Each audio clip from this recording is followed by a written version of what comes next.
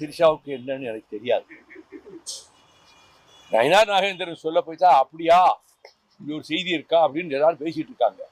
ஆமா, நயினார் நாகேந்திரன் ரொம்ப பண்புள்ள ஆளு, ரொம்ப அமைதியானவர், மந்திரியா இருக்கும் போதே நேர்மையா இருந்தவர். அவர் இப்படி ஒரு இதெடுத்து சொல்றாரா, ஏன் இருக்காக சொன்னாருன்னு தெரியாது.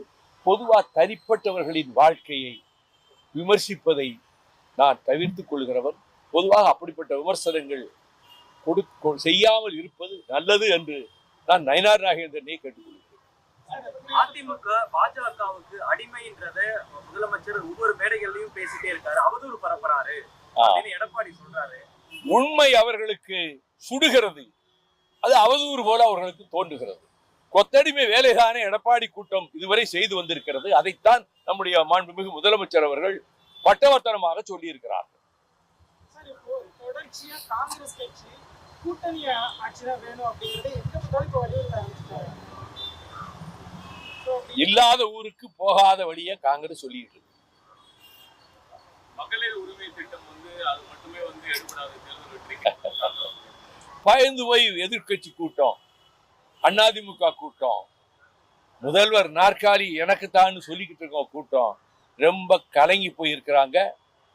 தமிழ்நாட்டினுடைய கோடிக்கணக்கான தாய்மார்கள், மகளிர் வாக்குச்சாவடிக்கு போறால் திமுகவுக்கு தான் ஓட்டு போட வேண்டும் என்பதிலே தீர்மானமாக இருக்கிறார்கள்.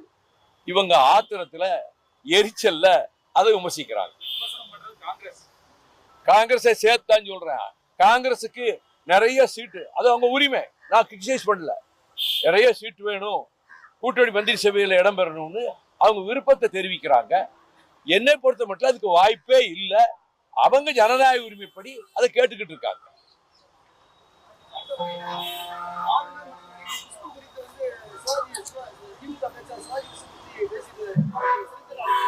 எனக்கு அதை பத்தி தெரியாதுங்க. அதை பற்றி எனக்கு தெரியாதனால நான் எந்த கமெண்ட்டும் அதில் சொல்ல விரும்பல. நீங்க வந்ததுக்கு ரொம்ப நன்றி. இன்னும் மத்தியானத்துக்கு மேல வாதம் எடுக்க இருந்தாலும் நான் உங்களை பார்க்கணும்னு தான் முடிவு பண்ணி முரளிகிட்ட சொன்னேன். ப்ரெஸ் இருப்பாங்க, வெயிட் பண்ண மாட்டாங்க, நமக்கு அட்ஜென்ட் பண்ணா கூட நான் போய் ப்ரெஸ்ஸை பார்த்து வந்துடுவோம்னு சொன்னேன். நீங்க வந்ததுக்கு ரொம்ப நன்றி.